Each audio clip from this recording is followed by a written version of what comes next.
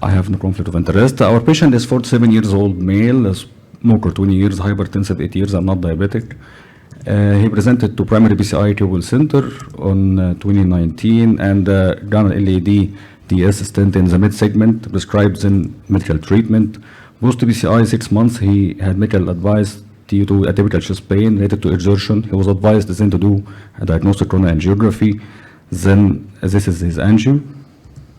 And the operator then thought that the chest pain from the proximal segment, and he decided to, stent it. While he stented, he was doing the mid LAD, then the proximal LAD, and in the same screen we see the stent is shifted to the left main. He thought that he is doing something wrong, then he tried to fix it by putting the L6 stent in front of the LAD stent in the left main, and this is the final results. Apparently in the angiographical everything looks good. LAD stent 3.5, the L6 stent 2.75, no final kissing. After this case was 4 months, the PCI was smooth course, but chest pain appeared again, and his OBC chest pain, dyspnea, and edema, lower limb grade 2. His echo like we see, soma and ejection fraction 40 to 45. We advised intensification of medical treatment and diagnostic coronary angiography if no improvement. He prescribed optometrial treatment. Patient did have no improvement as regards symptoms of ischemia and heart failure. Angiography was scheduled after intensification of the diuretics. And this was his angiography, like we said. The operator then sees a distal left main significant restenosis of the two stents, and of course we have a critical in-stent restenosis and a small disease, the RCA, impaired the LV function. So do we really need central score in this case? Of course, the patient was sent for CABG, and he prescribed optimal treatment, then the cerebral sertainase glet to improve the heart failure and prepared for surgery. But unfortunately, during routine examination by me, a mass was noted in the right part of the neck and a smaller mass in the left side, and he reported night sweats and shivering in the past 2 weeks. And ultrasound guided biopsy confirms the diagnosis of Hodgkin lymphoma grade 3.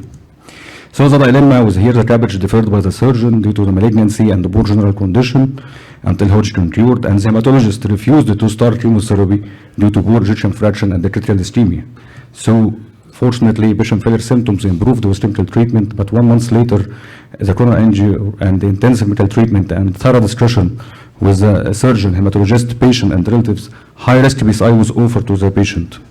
The plan here and the very critical step here is how to overcome the struts of the L6 stent in order to enter the LED stent, like in the animation showed.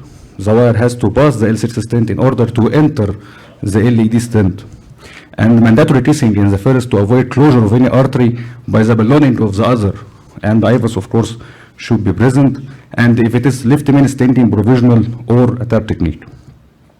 So I proceeded with the first trial, and like we see here, first trial after wiring, I tested with a balloon but failed. So I figured out that I'm in the struts, but again I try, and then yes, I passed through the above the L6 struts through the LED, and then I wire the L6. Then I did the first kiss from the from the fibrotic part of the lesion in 4 months only. You see the kissing balloons are dislodged in the first trial, but then I did it.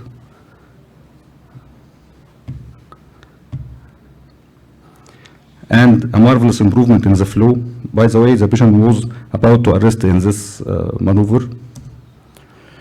So I proceed with IVUS, and I get some data through the LED and L6. Then the LED L6 size was 4 mm by IVUS. Diffuse and stent restenosis in the proximal LED. Distal stent is okay.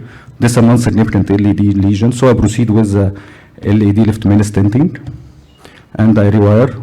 And I was trying to avoid the metal jacket and the double metal in the L6 So I tried first with a kissing balloon in the L6, and then I reassess by IVUS. And after IVUS, yes, we have an improvement, but it greatly undersized the stent to 275 in a 4 meter diameter vessel, and we have a time to tab now. Then I use the tab technique, and this is the final IVUS.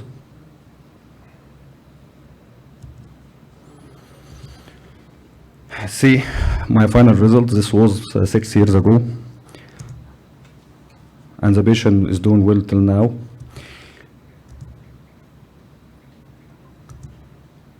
Post PCI, we have a 9 NEC balloons, 3 workhorse wires, 2 regular small 1.5 balloons, dye 350, 2 hours procedure.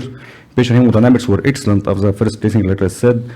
Kept on charged on optometric treatment, improved dramatically with marked improvement in ejection fraction, and he started chemotherapy 2 weeks after, and now he completed also his treatment. And my take-home message for this case: never do ostial LED and L6 without left main plan.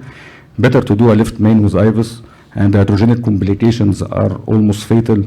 It always seems impossible until it's done. Thank you. Thank you, Dr.